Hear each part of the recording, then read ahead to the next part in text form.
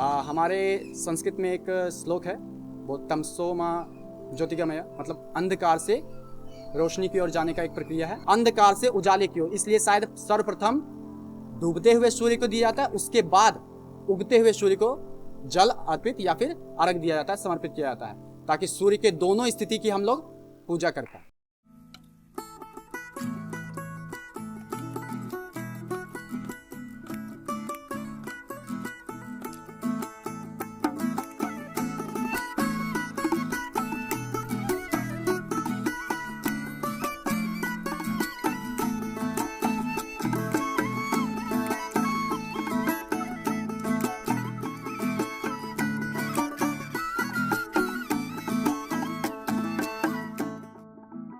देखिए, हम लोग जितने भी पूजा पद्धति करते हैं सबके अपने अपने नियम होते हैं, और सभी नियम को जानने के बाद ही हमें करना चाहिए। जब तक ना ज्ञात हो तब तक वो गलती नहीं कहलाता है, परंतु यह पूर्ण रूप से आवश्यक है कि आप यदि उस पूजा को कर रहे हैं तो आसपास के लोगों के द्वारा, या आप अगर कर रहे हैं तो आपके जो बुजुर्ग हैं उनके द्वारा आपको यह बातें बतलाई जाए, आपको यह प्रक्रिया बताई जाए कि किस प्रकार इस पूजा पद्धति को किया जाता है, तभी आपको करना भी चाहिए। क्योंकि यदि आप किसी कार्य को सही प्रकार से नहीं करते तो मुझे नहीं लगता वह कार्य पूर्ण रूप से सही हो पाएगा, चाहे उसका मनोभाव अपना जो भी हो कि हाँ ठीक है, हमको ऐसा आ रहा है तो हम ऐसे ही करते हैं, परंतु आपको जानने का प्रयास अवश्य करना चाहिए, तभी आपकी पूजा पद्धति पूर्ण रूप से संपूर्ण हो पाती है।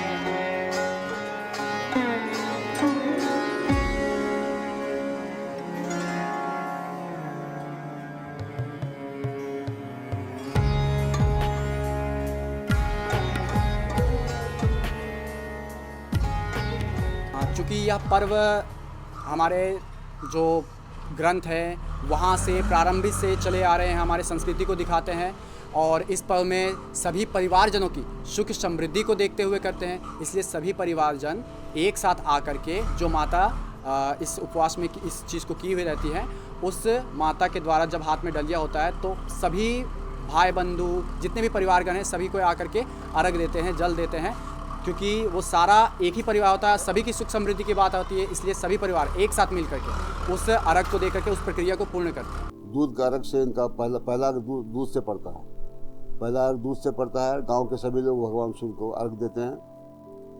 पहला अर्घ पूर्व मुँह होकर के, अब दूसरा अर्घ पश्चिम मुँह होकर के देना पड़ता है।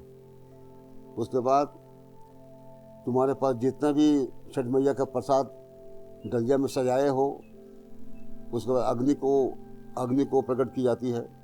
अग्नि में सब जितने भी प्रसाद तुम छठ में ये डलिया में ले गए हो, उस सब प्रसाद उनको अर्पण करना पड़ेगा। अर्पण करने के बाद में जल देना पड़ेगा। जल देने के बाद में छठी मैया का जो राख है सभी लोग तिलक लगाते हैं मस्तक पर।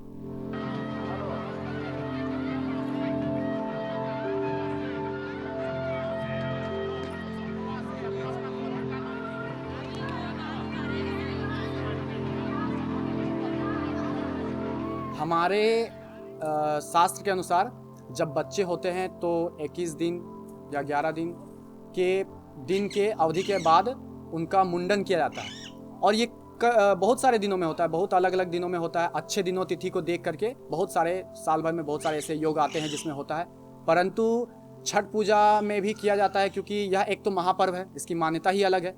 और इस दिन करने के बाद और गंगा स्नान करने के बाद उसको पवित्रता, सुख समृद्धि की प्राप्ति हो, इसलिए भी उस दिन अपने बच्चों का मुंडन या बाल दान किया जाता है।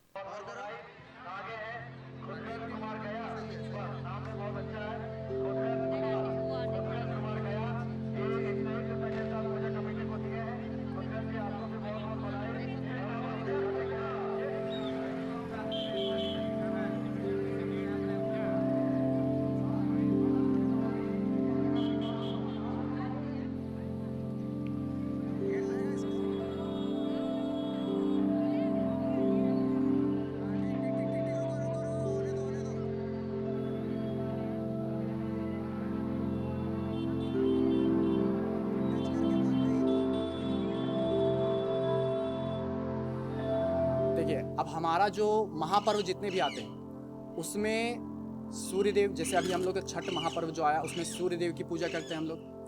और छठी मैया की पूजा करते हैं। परंतु इसके अलावा हम लोग गंगा माता की भी पूजा करते हैं, क्योंकि आप बिना तालाब या नदी के आप उस पूजा को नहीं कर पाएंगे। तो उसमें गंगा माता की पूजा हो जाती है, सभी वनस्पति की पूजा हो जाती है, और साथ साथ प्रकृति और धरती माता की भी पूजा हो जाती है। और प्रकृति और धरती माता कहीं ना कहीं छठी मैया का ही एक स्वरूप माना जाता है।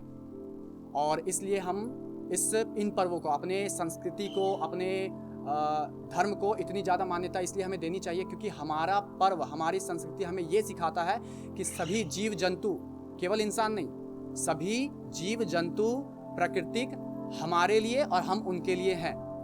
और यदि हम कुछ ऐसा करते हैं जो केवल इंसानों के लिए दिखाता है, तो यह गलत है। इंसानियत का अर्थ ही यही होता है कि केवल मनुष्य नहीं, अर्थात सभी जीव जंतु, वनस्पति, पेड़ पौधा, प्रकृति, हर किसी के लिए मुख्य रूप से एक ही भावना उत्पन्न होनी चाहिए। वही इंसानियत का मुख्य स्वरूप है। अन्यथा यदि केवल आप इंसानों के लिए यह इंसानियत रखते हैं और जीव जंतु के साथ क्रूरता वाला व्यवहार करते हैं, तो यह गलत है, यह इंसानियत नहीं कहलाती।